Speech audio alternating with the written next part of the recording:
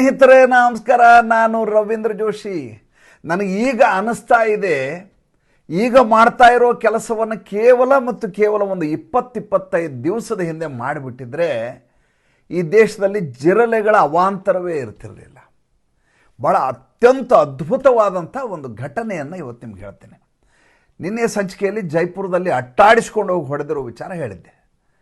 ಪಶ್ಚಿಮ ಬಂಗಾಳದಲ್ಲಿ ನಡೆದ ಘಟನೆಯನ್ನು ಹೇಳ್ತೀನಿ. ಪಶ್ಚಿಮ ಬಂಗಾಳದ ಪಶ್ಚಿಮಿ ಮೇದಿನಿಪುರಿ ಅನ್ನುವಂಥ ಜಾಗದ ಘಾತ ಎನ್ನುವಲ್ಲಿ 15,000 ಜನ ಕಾಕ್ರೋಚ್ ಜನತಾ ಪಾರ್ಟಿ ಜಿರಳೆಗಳ ವಿರುದ್ಧ ಬೃಹತ್ ಪ್ರತಿಭಟನೆಯನ್ನು ನಡೆಸಿದರು. ಪ್ರಮುಖ ರಸ್ತೆಗಳಲ್ಲಿ ಜೆಂಡಾ ಹಿಡಿದು ನರೇಂದ್ರ ಮೋದಿ ಅವರಿಗೆ ಜೈಕಾರ ಹಾಕ್ತಾ, ಜಿರಳೆಗಳಿಗೆ ಧಿಕ್ಕಾರ ಹಾಕ್ತಾ, ರಸ್ತೆಯುದ್ದಕ್ಕೂ ಕಿಲೋಮೀಟರ್ ಗಟ್ಟಲೆ ನಡ್ಕೊಂಡು ಹೋಗ್ತಾರೆ. ಸಂಖ್ಯೆಯನ್ನು ಎಣಿಸಲಿಕ್ಕೆ ಸಾಧ್ಯ ಇಲ್ಲ. ಆ ರೀತಿಯಾದಂಥ ಅಸಾಧ್ಯವಾದಂಥ ಜನಸಾಗರವನ್ನು ನೀವು ನೋಡಬಹುದಿತ್ತು. ಒಂದು ಸಣ್ಣ ವಿಡಿಯೋ ತೋರಿಸ್ಬಿಡ್ತೀನಿ, ದಯವಿಟ್ಟು ನೋಡಿಬಿಡಿ.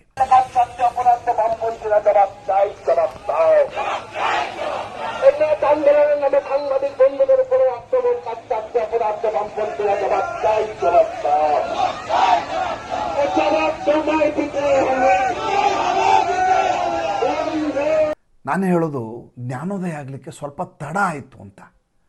ಜಂತರ್ ಮಂತರ್ನಲ್ಲಿ ಇವ್ರು ಮಾಡ್ತಾ ಇರುವ ಅವಾಂತರದ ಸಂದರ್ಭದಲ್ಲಿಯೇ ದೇಶದಲ್ಲಿ ಈ ರೀತಿಯ ಧ್ವನಿಯನ್ನು ಎತ್ತಿಬಿಟ್ಟಿದ್ರೆ ಇವತ್ತು ಜಿರಳೆಗಳು ಎಲ್ಲಿ ಓಡಾಡಲಿಕ್ಕೆ ಸಾಧ್ಯ ಇರ್ತಿರಲಿಲ್ಲ. ದೇಶ ನೆಮ್ಮದಿಯಾಗಿರ್ಲಿಕ್ಕೆ ಸಾಧ್ಯ ಆಗ್ತಿತ್ತು. ನಾವು ಸೂತಕದ ವಾತಾವರಣದಂತೆ ಕೆಲವು ದಿನಗಳ ಕಾಲ ಹತಾಶರಾಗಬೇಕಾದ ಅಗತ್ಯ ಇರಲಿಲ್ಲ.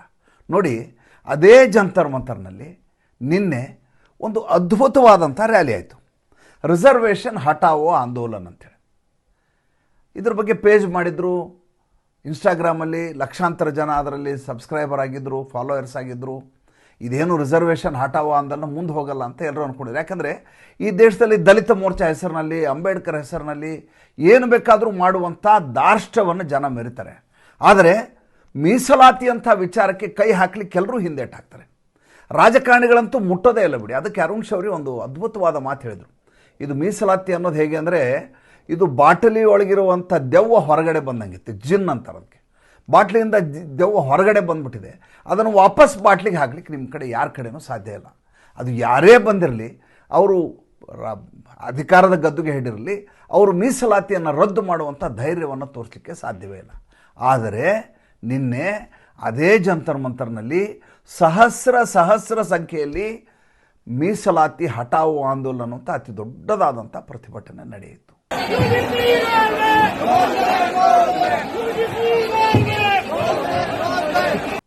ಎಷ್ಟು ಖುಷಿಯಾಗತ್ತೆ ಬಂದಿರುವಂಥ ಜನರನ್ನು ನೋಡಿದರೆ ಅಂತಂದರೆ ನೀವು ನಂಬಲಿಕ್ಕೆ ಸಾಧ್ಯ ಇಲ್ಲ.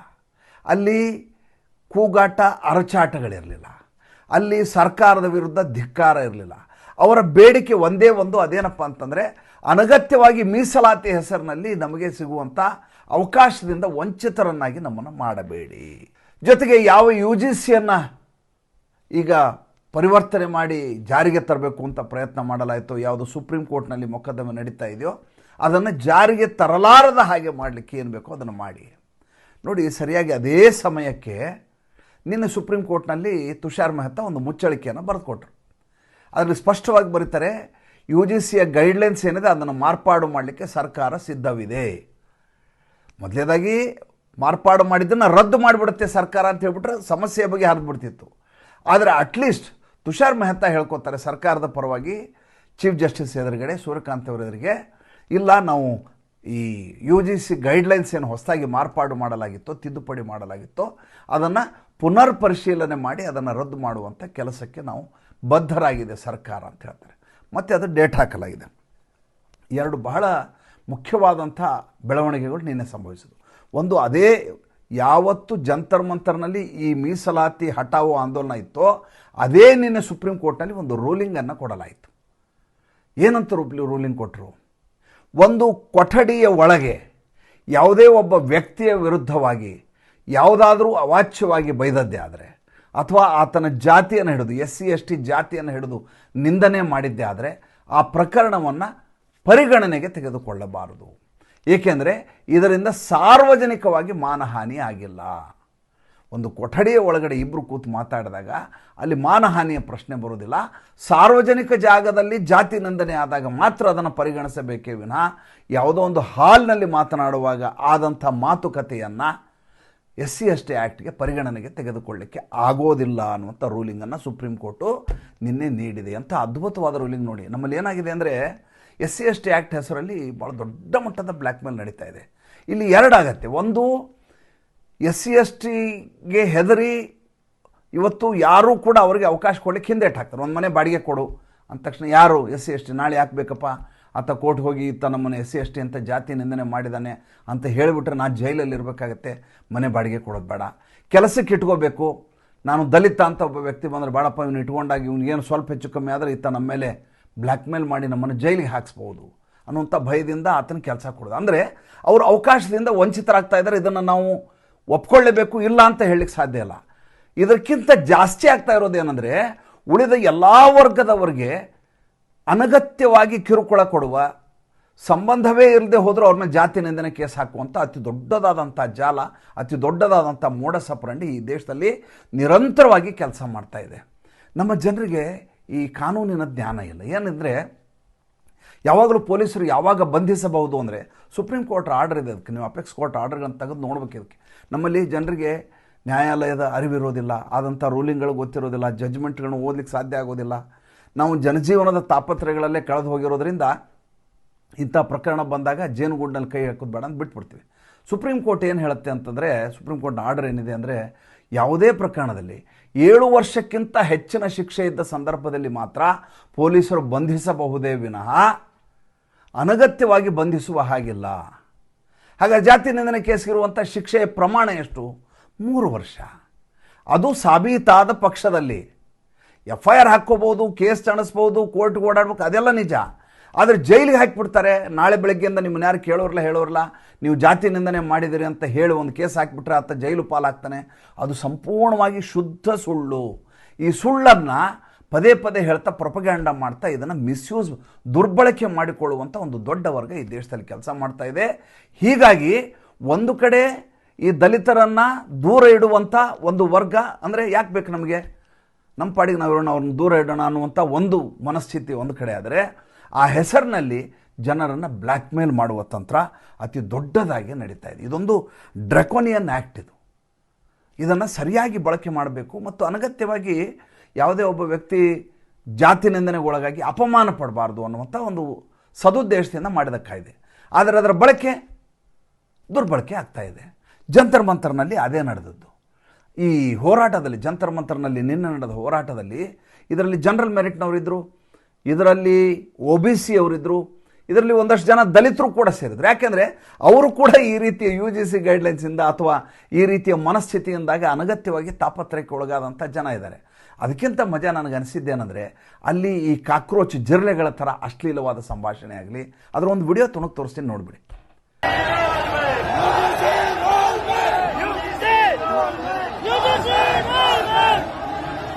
ಅನಗತ್ಯವಾದ ಬೈಗುಳುಗಳಾಗಲಿ ಅಥವಾ ಪೊಲೀಸರ ಮೇಲೆ ದಬ್ಬಾಳಿಕೆ ಮಾಡೋದಾಗಲಿ, ಅಣಕಿಸುವುದು, ಗೇಲಿ ಮಾಡುವುದಾಗಲಿ, ಜೊತೆಗೆ ಸರ್ಕಾರದಲ್ಲಿ ಮೋದಿ ಕೆಳಗಿಳಿಲಿ ಅನ್ನುವಂಥ ಹೇಳಿಕೆಗಳಾಗಲಿ, ಯಾವ ರೀತಿಯದಾದಂಥ ಅನಗತ್ಯ ಅಪಸವ್ಯಗಳಲ್ಲಿರಲಿಲ್ಲ.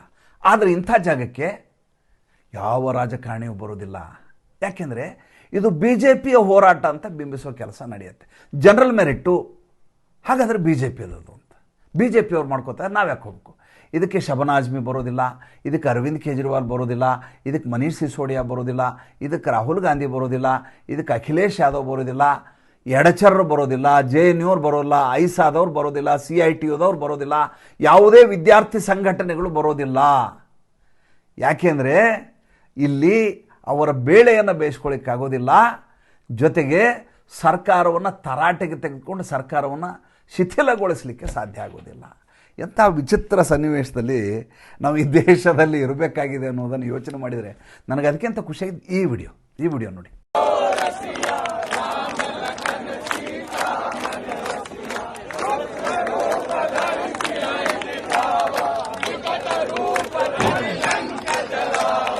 भीम रूप धरि असुर सवारे, चंद्र जी के गाद सवारे.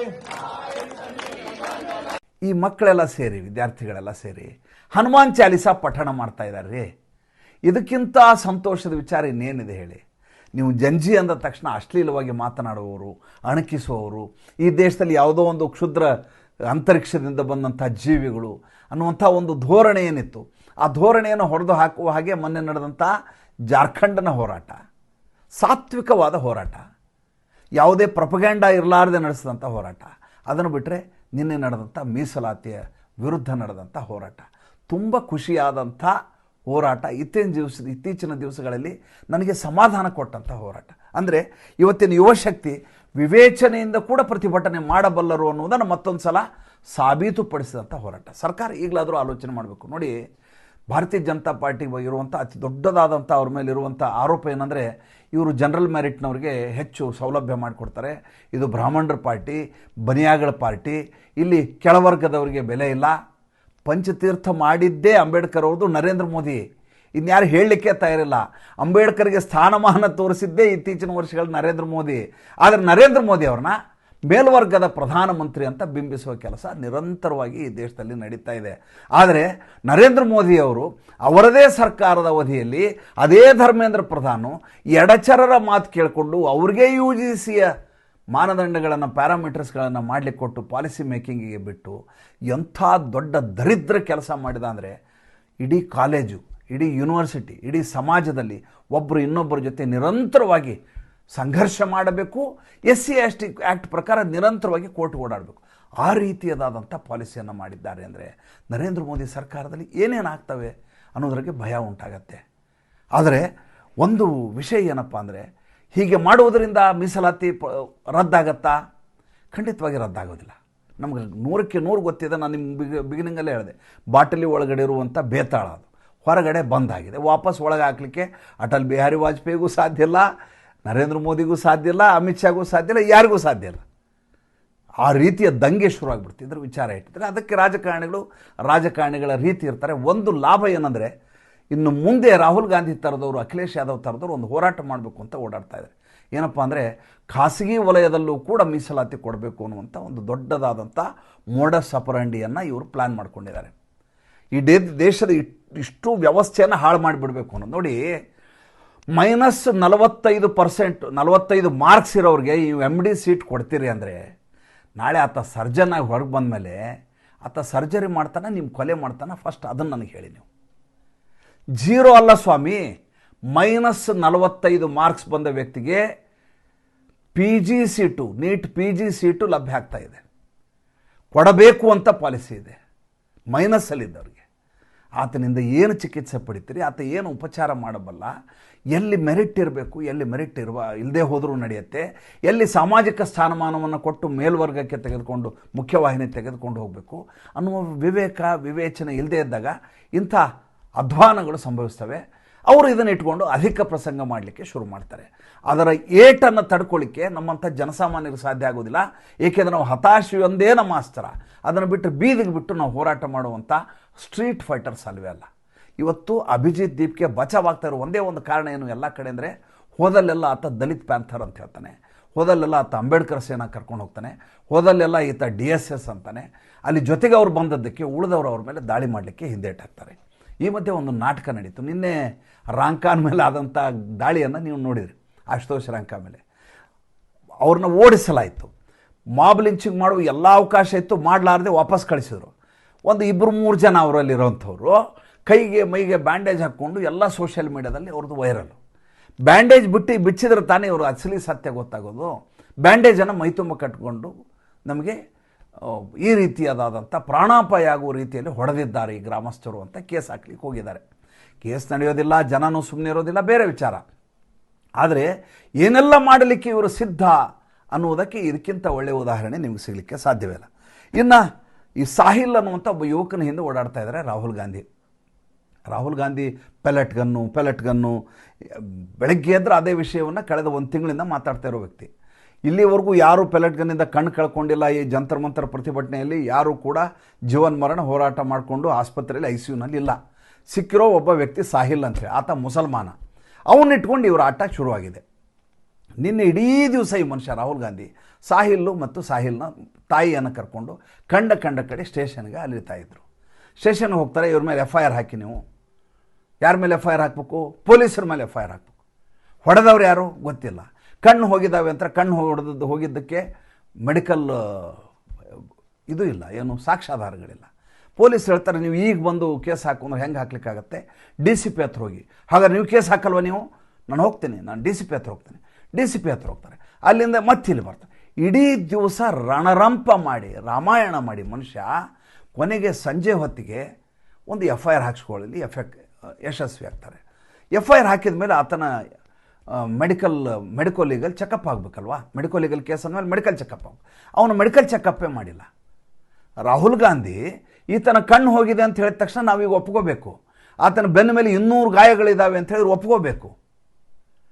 ಮೊದಲೇದಾಗಿ ರಾಹುಲ್ ಗಾಂಧಿಗೆ ಆ ಸಾಹಿಲ್ ಅನ್ನೋನ ಬಗ್ಗೆ ಅಷ್ಟು ಕಳಕಳಿ ಇದ್ದದ್ದೇ ಆದರೆ ಇಷ್ಟು ದಿವಸ ಯಾಕೆ ಬಿಟ್ಟರು? ಅವತ್ತೇ FIR ಹಾಕ್ಸ್ಬೋದಿತ್ತಲ್ಲ. ಇವ್ರಿಗಿರುವಂಥ ತಾಕತ್ತಿಗೆ ಒಬ್ಬ ಯಾವುದೋ ಚೇಲಾಗಿ ಹೇಳಿ ಹಾಕ್ಸ್ಕೊಂಬರೋದು. ಈಗ 4 ಕ್ಯಾಮ್ರಾ ತೊಗೊಂಡು ಜೊತೆಗೆ ಹೋಗಿ ಅಲ್ಲಿ ನಾಟಕವನ್ನು ಮಾಡಿ, ನೋಡಿ ನನ್ನ ಮಾತು ಯಾರು ಕೇಳ್ತಾ ಇಲ್ಲ, FIR ಹಾಕ್ಲಿಕ್ಕೆ ಬಿಡ್ತಾ ಇಲ್ಲ ಅಂತ ಈ ಸೀನ್ಗಳನ್ನ ಯಾಕೆ ಕ್ರಿಯೇಟ್ ಮಾಡಬೇಕು?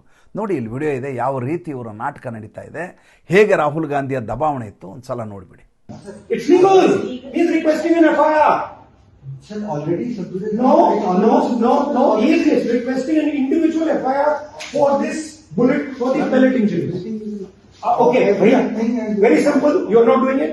Sir, Okay, let's do. ಇನ್ನು ಮಧ್ಯಪ್ರದೇಶದ ಭೋಜಶಾಲಾ, ನಿನ್ನೆ ಜುಮ್ಮಾ ನಮಾಜ್ ಮಾಡಬೇಕು. ಈಗಾಗಲೇ ಕೋರ್ಟ್ ಹೇಳಿದೆ ನೀವು ಹೊರಗಡೆ ಹೋಗಿ ನಮಾಜ್ ಮಾಡಬೇಕು. ಇವ್ರು ಕೇಳಲಿಕ್ಕೆ ತಯಾರಿಲ್ಲ. ನಾವು ವಾಗ್ದೇವಿ ಮಂದಿರದಲ್ಲೇ ನಮಾಜ್ ಮಾಡ್ತೀವಿ ಅಂತ ಆಟ ಹಿಡಿದು ಕೋರ್ಟ್ಗೆ ಓಡಾಡ್ತಾ ಇದ್ದಾರೆ, ಎಡ್ತಾಗ್ತಾ ಇದ್ದಾರೆ. ನಿನ್ನೆ ಕೂಡ ಡಿಸ್ಟ್ರಿಕ್ಟ್ ಮ್ಯಾಜಿಸ್ಟ್ರೇಟ್ ಅವ್ರು ಹೇಳ್ತಾರೆ, ಯಾವುದೇ ಕಾರಣಕ್ಕೂ ನೀವು ಈ ಪ್ರದೇಶದಲ್ಲಿ ಮಾಡುವ ಹಾಗಿಲ್ಲ, ನೀವೇನೇ ಮಾಡೋದಿದ್ರೆ ಇಲ್ಲಿಂದ ದೂರದಲ್ಲಿ ಒಂದು ಜಾಗ ಇದೆ, ಅಲ್ಲಿ ಹೋಗಿ ನಮಾಜ್ ಮಾಡಿ ಅಂತ ಹೇಳಿದ್ರು. ಕೊನೆಗೆ ದೂರದಲ್ಲಿ ಹೋಗಿ ನಮಾಜ್ ಮಾಡಿಕೊಂಡು ಬಾಂಧವರೆಲ್ಲ ವಾಪಸ್ ಹೊರಟು ಹೋದರು. ಸಂಭಲ್ನಲ್ಲಿ ಯೋಗಿ ಆದಿತ್ಯನಾಥ್ ಅವರ ನಿನ್ನೆ ಭಾಳ ಅದ್ಭುತವಾದ ಕೆಲಸ ಅಂತ. ಅಲ್ಲೊಂದು ಚಾಮುಂಡಾದೇವಿ ಅಂತ ಒಂದು ದೇವಸ್ಥಾನ ಇದೆ. ಆ ದೇವಸ್ಥಾನ ಈ ಸಾಬರು ಕಬ್ಜಾ ಮಾಡ್ಕೊಂಡ್ಬಿಟ್ಟಿದ್ರು. ಯಾರು ಹೇಳಿದರೂ ಬಿಡಿಸ್ಲಿಕ್ಕೆ ಸಾಧ್ಯ ಆಗಿಲ್ಲ. ನಿನ್ನೆ ಬುಲ್ಡೋಸರ್ ಹೋಗುತ್ತೆ, ಯೋಗಿ ಬಾಬಾ ಅದನ್ನು ಕೆಡವಿ ವಾಪಸ್ ಚಾಮುಂಡಾದೇವಿ ಮಂದಿರ ಮಾಡಲಿಕ್ಕೆ ಅವಕಾಶ ಮಾಡಿ ಕೊಡ್ತಾರೆ. ಈ ಮಧ್ಯೆ ಒಂದು ಜಪಾನ್ ನಿಯೋಗ ಯೋಗಿ ಆದಿತ್ಯನಾಥ್ ಅವ್ರನ್ನ ಭೇಟಿಯಾಗಿ ಬಂತು. ಇತ್ತೀಚೆಗೆ ಜಪಾನ್ ಹೋಗಿದ್ದರು ಯೋಗಿ ಆದಿತ್ಯನಾಥ್ ಅವರು. ಕಲ್ಚರಲ್ ಎಕ್ಸ್ಚೇಂಜ್ಗೆ ಅಲ್ಲಿಂದ ವಿದ್ಯಾರ್ಥಿಗಳನ್ನ ಕರೆಸ್ಕೊಂಡಿದ್ರು. ನನಗೆ ಭಾಳ ಮಜಾ ಅನಿಸಿದ್ದಂದರೆ ಆ ಜಪಾನ್ ವಿದ್ಯಾರ್ಥಿಗಳು ಯೋಗಿ ಆದಿತ್ಯನಾಥ್ಗೆ ಇಲ್ಲಿವರೆಗೂ ನಾನು ಹೆಗಲ ಮೇಲೆ ಕೈ ಹಾಕಿದವ್ರನ್ನ ಯಾರನ್ನೂ ನೋಡೇ ಇಲ್ಲ ನಾನು. ಯೋಗಿ ಒಬ್ಬ ವಿದ್ಯಾರ್ಥಿ ಅವ್ರ ಹೆಗಲ ಮೇಲೆ ಕೈ ಹಾಕಿ ಹಿಂಗೆ ಕೈ ಮಾಡ್ತಾನೆ, ಹಿಂಗೇನೋ ಕೈ ಮಾಡ್ತಾರೆ ಅವ್ರು, ನನಗೆ ಗೊತ್ತಿಲ್ಲ, ಜಂಜಿಗಳ ಕೈ ಮಾಡಿ ಫೋಟೋ ತೆಗೆಸ್ಕೋತಾನೆ. ಯೋಗಿ ಅದನ್ನು ಎಂಜಾಯ್ ಮಾಡ್ತಾಯಿದ್ರು. ಅದಕ್ಕಿಂತ ಮಜಾ ಜಪಾನ್ ಅವರು ಹಿಂದಿ ಭಾಷೆಯಲ್ಲಿ ಧನ್ಯವಾದ ಅಂತ ಮಾತಾಡಿದ್ದು ಕೇಳಿಸ್ತಿತ್ತು. ಯೋಗಿ ಆದಿತ್ಯನಾಥ್ ಇಂಗ್ಲೀಷ್ನಲ್ಲಿ ಮಾತಾಡಲಾರದೆ ಹಿಂದಿಯಲ್ಲಿ ಮಾತಾಡ್ತಾರೆ. ಯಾಕಂದರೆ ಜಪಾನ್ ಅವರು ಇಂಗ್ಲೀಷ್ ಮಾತಾಡಲ್ಲ, ಜಪನೀಸ್ ಭಾಷೆ ಮಾತಾಡ್ತಾರೆ. ಜಪಾನ್ ಅವರು ಹಿಂದಿನ ಧನ್ಯವಾದ ಅಂದರೆ ಯೋಗಿ ಕೂಡ ಹಿಂದಿಯಲ್ಲಿ ಅವ್ರ ಜೊತೆ ಮಾತಾಡ್ತಾರೆ. ನನಗೆ ಅದಕ್ಕಿಂತ ಭಾಳ ಖುಷಿ ಆಗೋದೇನಂದರೆ, ನೀವು ಯಾವುದೇ ಮುಖ್ಯಮಂತ್ರಿ ಕಚೇರಿಗೆ ಹೋದಾಗ ಒಂದು ರಾಷ್ಟ್ರಪತಿ ಮುರ್ಮು ಅವರ ಫೋಟೋ ಇರುತ್ತೆ, ಮತ್ತೊಂದು ನರೇಂದ್ರ ಮೋದಿ ಅವರ ಫೋಟೋ ಇರುತ್ತೆ. ಒಬ್ಬ ರಾಷ್ಟ್ರಪತಿ, ಒಬ್ಬ ಪ್ರಧಾನಿ. ನಾನು 2 ಸಲ ಅವರ ಚೇಂಬರ್ನಲ್ಲಿ ಹೋಗಿ ಕೂತು ಬಂದಿರೋಂಥ ವ್ಯಕ್ತಿ. ಭಾಳ ವಿಶೇಷ ಅನಿಸೋದೇನೆಂದರೆ, ಮಧ್ಯೆ ಒಂದು ರಾಮ್ಲಲ್ಲಾನ ಫೋಟೋ, ನಮ್ಮ ರಾಮದೇವರು ಅವರ ಫೋಟೋವನ್ನು ಮಧ್ಯದಲ್ಲಿ ಹಾಕ್ಕೊಂಡಿದ್ದಾರೆ ಯೋಗಿ ಆದಿತ್ಯನಾಥ್. ಒಬ್ಬ ಮುಖ್ಯಮಂತ್ರಿಗೆ ಈ ರೀತಿ ಫೋಟೋ ಹಾಕ್ಕೊಳ್ಳಿಕ್ಕೆ ತಾಕತ್ತಿರ್ಬೇಕು ರೀ. ಉಳಿದವರೆಲ್ಲ ಸೆಕ್ಯುಲರು ಅಂಥೇಳಿ ನಾಟಕ ಮಾಡ್ಕೊಂಡು ಓಡಾಡ್ತಾರೆ. ಈ ಮನುಷ್ಯ ಬೇಧಡಕ್ಕಾಗಿ ರಾಮನ ಫೋಟೋ ಹಾಕ್ಕೊಂಡು ಚೀಫ್ ಮಿನಿಸ್ಟರ್ ಕ್ಯಾಬಿನಲ್ಲಿ ಕೂತಿರ್ತಾರೆ. ಅವ್ರ ಕ್ಯಾಬಿನನ್ನು ನೀವು ನೋಡ್ಬೇಕು, ಯಾವತ್ತಾದರೂ ಅದ್ರ ಬಗ್ಗೆ ಮಾತಾಡ್ತೀನಿ. ಇನ್ನು ಈ ಚಂಪತ್ ರಾಯ್ ನಿರ್ದೋಷಿ ಅಂತ ಮೊನ್ನೆ SIT ಅವರು ರಿಪೋರ್ಟ್ ಕೊಟ್ಟಿದ್ರು. ಆ ರಿಪೋರ್ಟಲ್ಲಿ ಅನಿಲ್ ಮಿಶ್ರಾ ಮತ್ತು ಚಂಪತ್ ರಾಯ್ ಇಡೀ ಜೀವನವನ್ನು ಪೂರ್ತಿ ರಾಮ ಮಂದಿರಕ್ಕೋಸ್ಕರ ಕಳೆದ ವ್ಯಕ್ತಿ, 80ರ ಪ್ರಾಯ, ಮದುವೆ ಆಗಿಲ್ಲ, ಎಲ್ಲ ಸತ್ಯ. ಈ ರೀತಿಯಾದಂಥ ದೊಡ್ಡದಾದಂಥ ದಾನಚೋರಿ ಆದ ಸಂದರ್ಭದಲ್ಲಿ ಆರೋಪ ಬರೋ ಸ್ವಾಭಾವಿಕ. ಈಗ ಅವರು ನೃಪೇಂದ್ರ ಮಿಶ್ರಾಗೆ 9 ಪುಟದ ಪತ್ರ ಬರೆದಿದ್ದಾರೆ. ನೃಪೇಂದ್ರ ಮಿಶ್ರಾ ಮೇಲೆ ನರೇಂದ್ರ ಮೋದಿ ಕಳಿಸಿದಂಥ ವ್ಯಕ್ತಿ ಆತ.